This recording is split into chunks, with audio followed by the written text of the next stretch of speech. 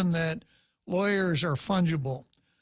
If you had a bag of rice, you would have a fungible commodity. You reach into that bag of rice with a cup, and you take a cup out, and you pour it on the table, and you get another cup, and they're exactly the same. There's no difference. Rice is rice is rice. It's fungible. There's no difference between one grain of rice and the next. Well, lawyers are not like that. Lawyers have specialties, they have temperaments, they have proclivities, etc. So you can't take somebody whose specialty is the open government law and send him into criminal court and expect him to get a conviction. He'll do a job. He'll be able to do the work, but he won't be the best that you could put in on that particular. You know, it's like sending the left tackle in to be quarterback. Well, the left tackle can throw the football and he can run, etc., but it's not going to be the same as having a quarterback underneath the center. Attorneys are not fungible commodities. They're licensed professionals that are trained and expected to maintain a basic level of competence, including expectations by the AG, judges, and Guam Bar ethics standards. You cannot give prosecutors more cases than they can handle, or they will make grave mistakes, lose cases, have dangerous persons who should be in jail getting released to harm again, burn out, among other incidents, all adversely affecting the public safety. The police also will begin to lose confidence that their arrests are actually making a difference when the cases aren't being prosecuted or being bungled due to overworked prosecutors. This analysis does not even touch upon property crimes, nonviolent offenses, government corruption, and the entire area of civil cases that require the AG's office legal work, including litigating civil matters, advising departments, boards and commissions, etc. The public auditor's recent testimony before Senators Joanne Brown and Tella Taitigui on their legislation are just, quote, the tip of the iceberg. Okay, let's head for Wrigley Field in the seventh inning stretch, and we'll come back to Doug Moylan. The Extra Point with Jerry Roberts of Guam Training. Hi, I'm Jerry Roberts, and every day on The Ray Gibson Show, I get to comment on the incredibly diverse, fun, challenging, sometimes frustrating, often exciting, but always interesting world of work. I hope you'll be there with us. You can find daily transcripts of The Extra Point at GuamTraining.com. Tune in every weekday morning at 7:20 for The Extra Point with Jerry Roberts. Brought to you by Guahan Insurance Services and First Hawaiian Bank on 93.3 The Point.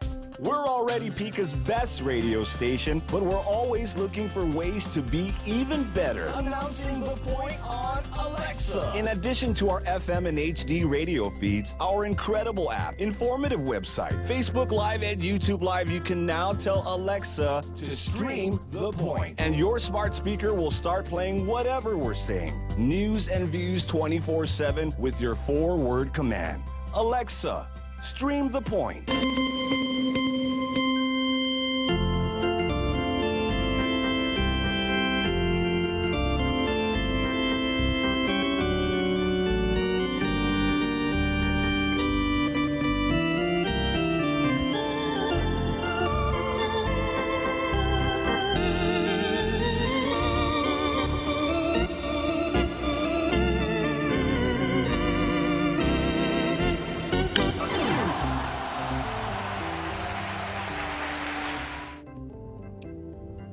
Okay, so Facebook is back up, Jose? How come when I look at my screen, I'm wearing a red shirt? Okay, you went back in time, Bob. I guess so, yeah. We're back on YouTube as well. All right, let me see if I can get back on Facebook here.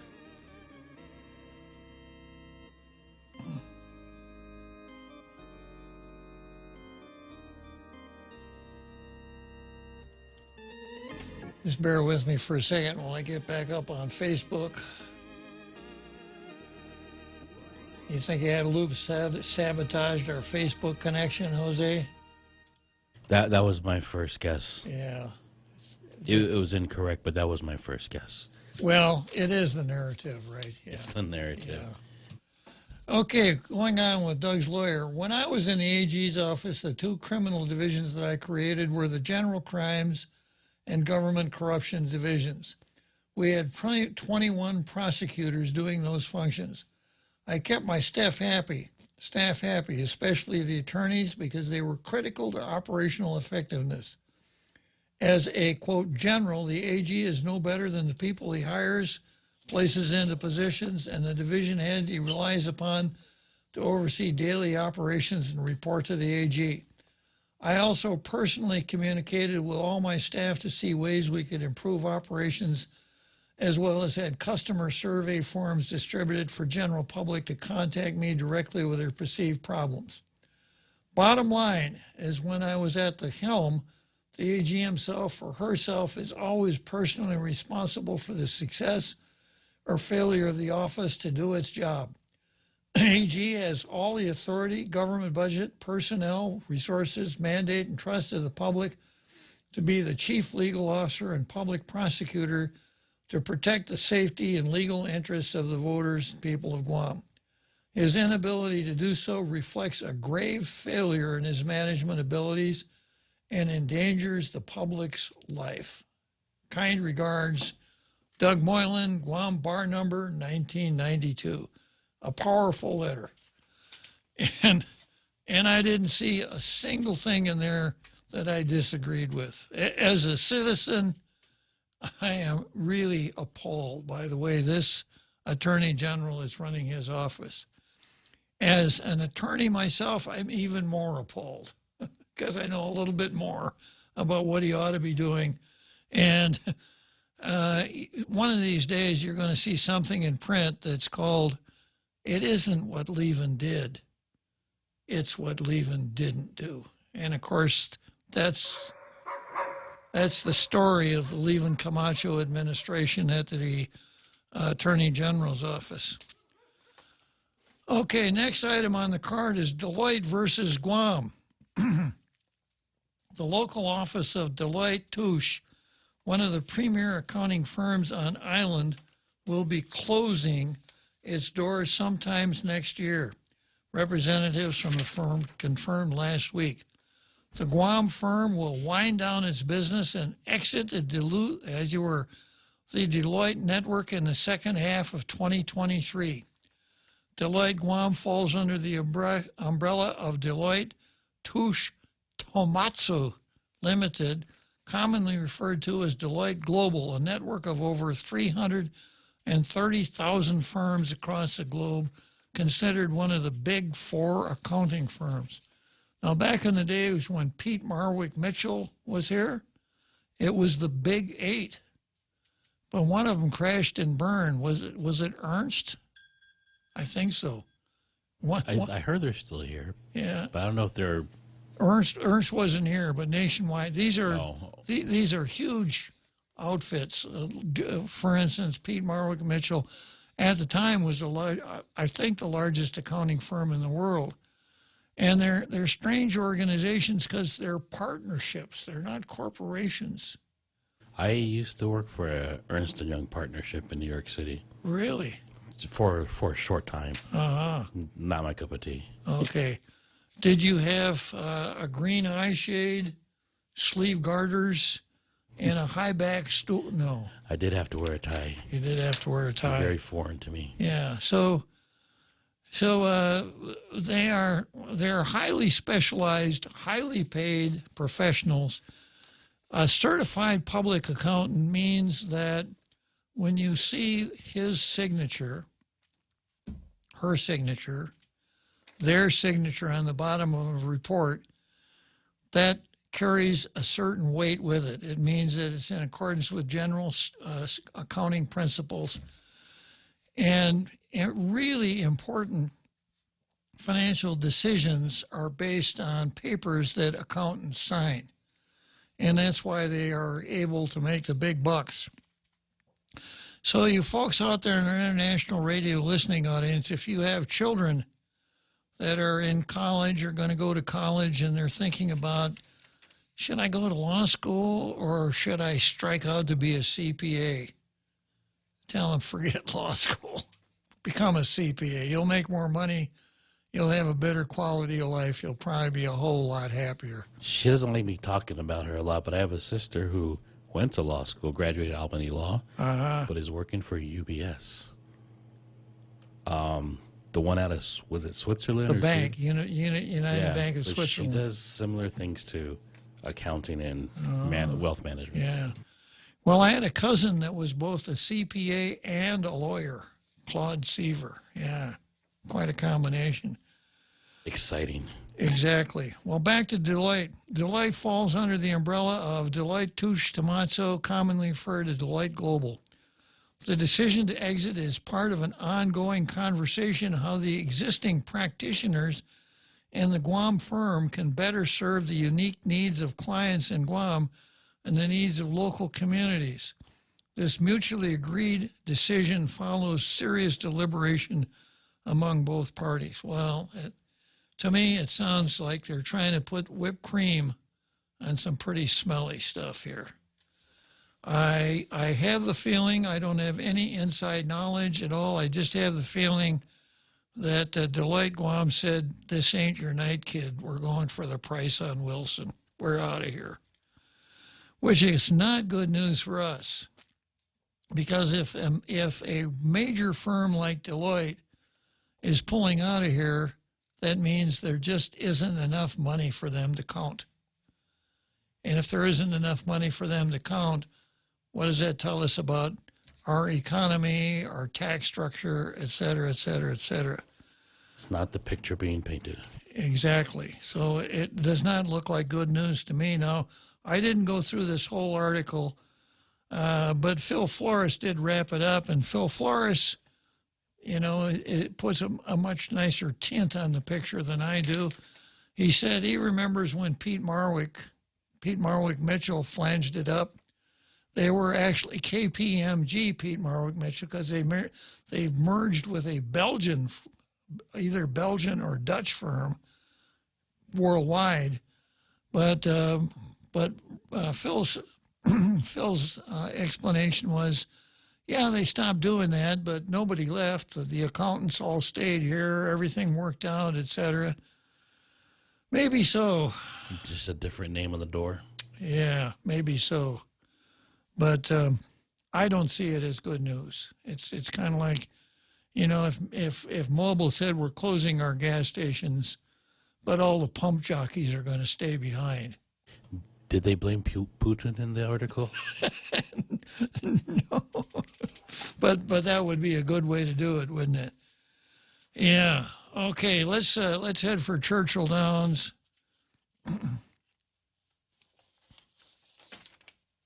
Come try Guam's original Chamorro restaurant with Pica's best 5 years running. Mezcla Chamorro Fusion Bistro. Experience Chef Peter's candied salmon over scallion coconut rice, octopus to naktak, Chamorro platter, and their award-winning gourmet hamburgers. Or if you're looking for something healthy, try their keto-friendly menu. Come and enjoy Mezcla's half-a-day service at their Hagåtña and Grand Plaza Tumon location. Call their Hagåtña location at 479-2652 for reservations. Gas is expensive, so let the bank come to you. Through our remote deposit capture, you can deposit your checks into your account from your phone. And with our Dynamite Bank Pacific Visa debit card, you can use your money anytime, anywhere. It's the perfect combo. Now we're banking on the future. Services to choose. Bank Pacific, where others put branches, we place roots. Equal housing lender. Member FDIC. Crank it up.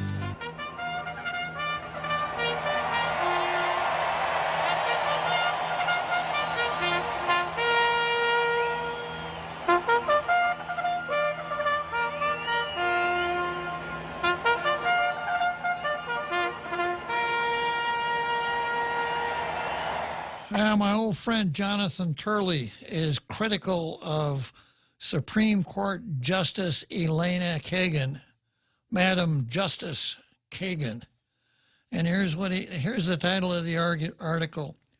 The Court of Public Opinion, Justice Kagan suggests that the court is losing legitimacy by being out of step with public opinion.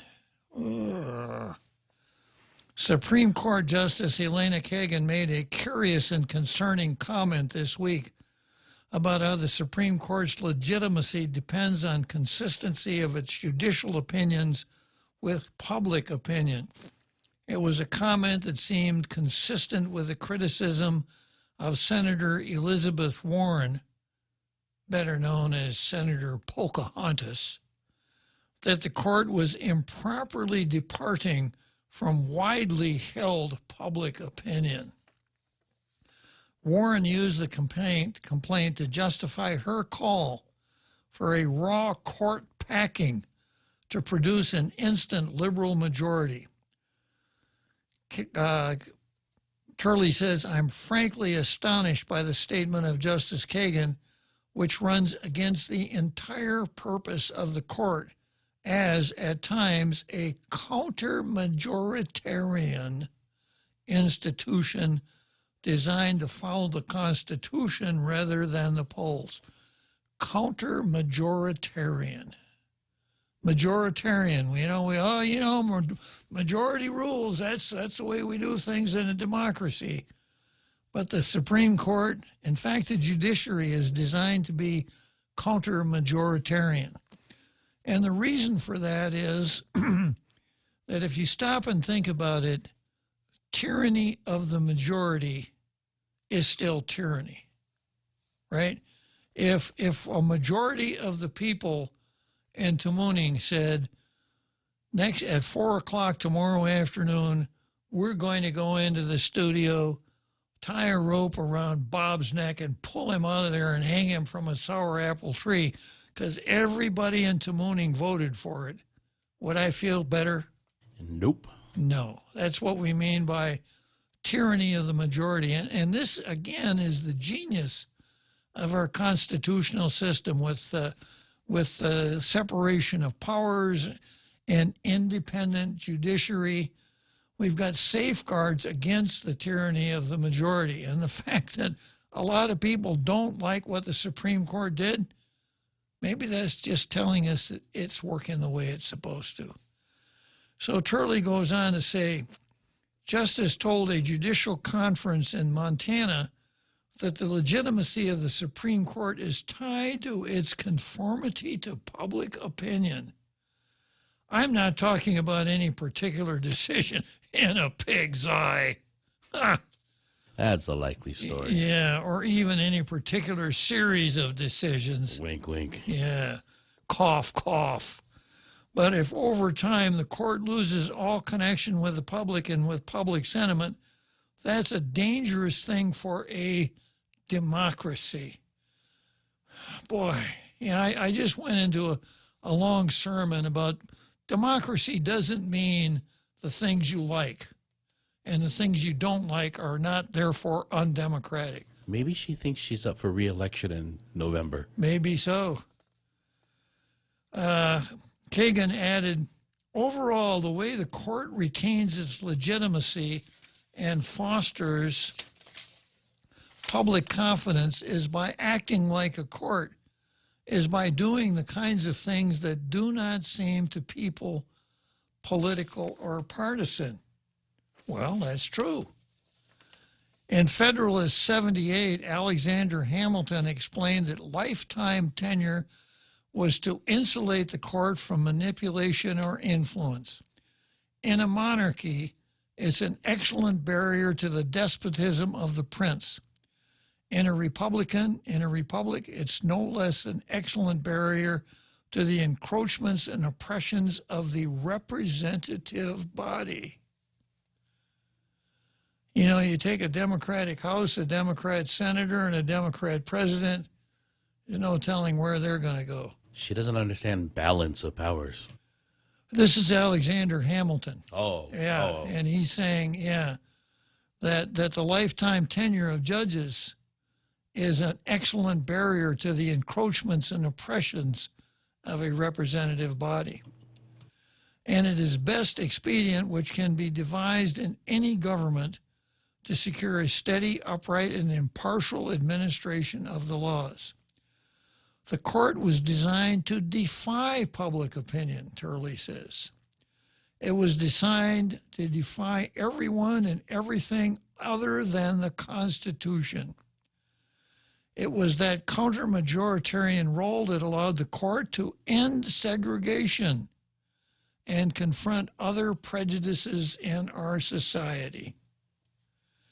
It's designed to defend the smallest and most insular minority when law is on its side. In fairness to Justice Kagan, it's certainly true that many justices seek to minimize the transformative role of the court in areas of deep political disputes. The ultimate example of an incrementalist is Chief Justice John Roberts. What is ironic is that I would not put Justice Kagan in that camp. I have little question that Justice Kagan would vote for Roe or other such precedents against the weight of public opinion and would overturn Downs in 1 or 10 years. If you gave Kagan and the other two the chance, Dobbs would be gone. No question about it. I was also disappointed by the comment because other justices have responded to calls for court packing and the harassment of their colleagues by reaffirming the legitimacy of the court. The recently retired Justice Stephen Breyer and the last, Justice Ginsburg, were outspoken in swatting back such critics and called for court packing. Justice Sonia Sotomayor has also spoken against court packers. Many jurists and law professors do not believe that the court should consider public opinion in rendering its decisions. Federal judges are given lifetime tenure to insulate them from such pressures and considerations. The legitimacy of the court depends on not on being consistent with public opinions, but with the Constitution. This is particularly important moment to emphasize as bounties are often offered for the movement of justices, and one justice was recently the target of an alleged attempted murder. So in D.C., lefties are sending emails and WhatsApps to people who work in restaurants, and they're saying, if you let us know when one of the justices comes into your restaurant, we'll give you $50 because we're going to mass a demonstration on really short notice outside that restaurant. All in the name of, guess what? Democracy. Yeah.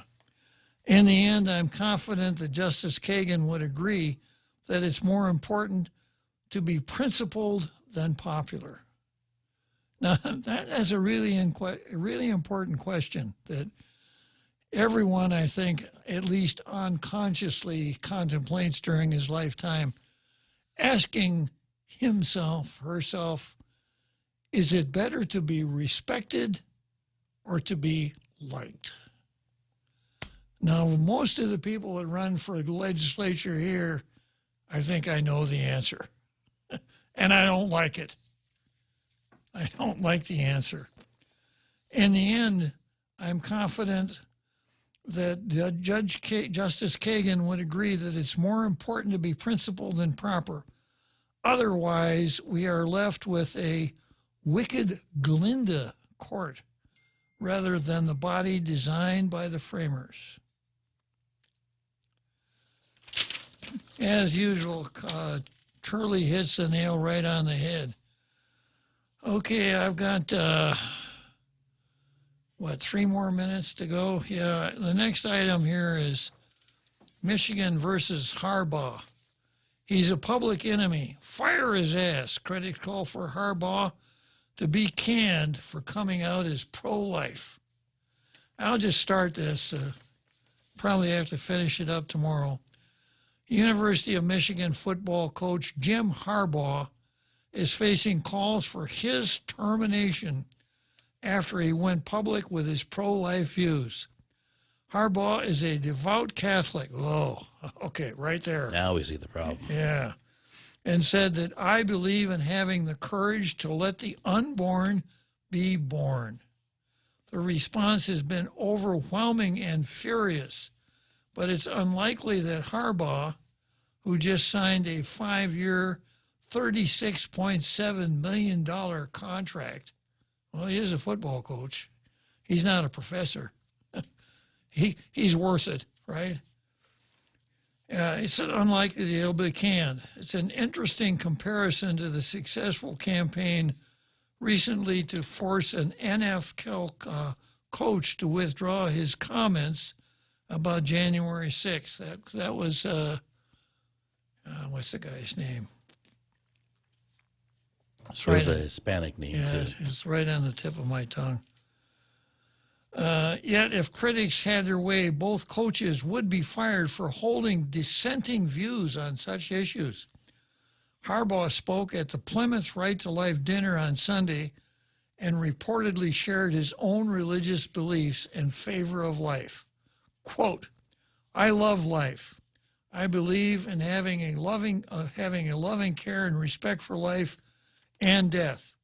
My faith and my science are what drives these beliefs in me.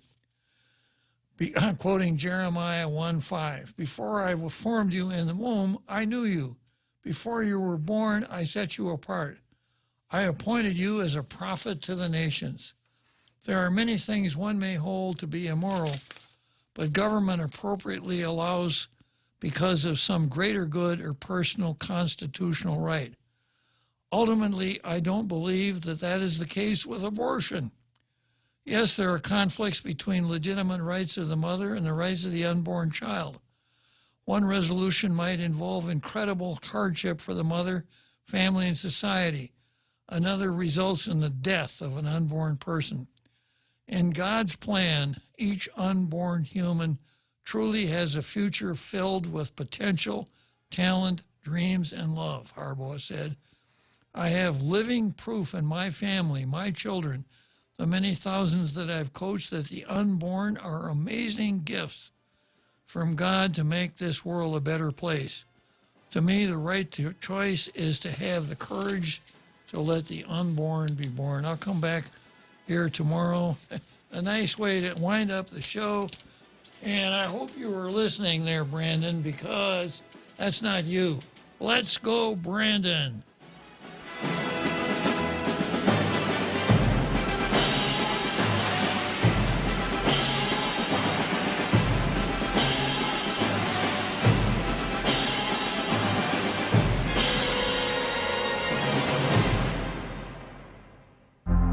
The Point is KUSG, Hagåtña, Guam, 93.3 FM and 104.3 HD3. Continuing to isolate, I'm Jack Callahan, Fox News. While his White House doctors say the president continues to recover from a bout with the coronavirus, his schedule for Tuesday contains only virtual meetings. If you look at low unemployment at 3.6, if you look at the average amount of jobs that have been created, it's about 400 per month. Those indicators do not show that we are in a recession or even a pre-recession. That's White House Press Secretary Karine Jean-Pierre talking about the upcoming report Thursday on the gross domestic product. The president sounding noticeably hoarse while downplaying that report.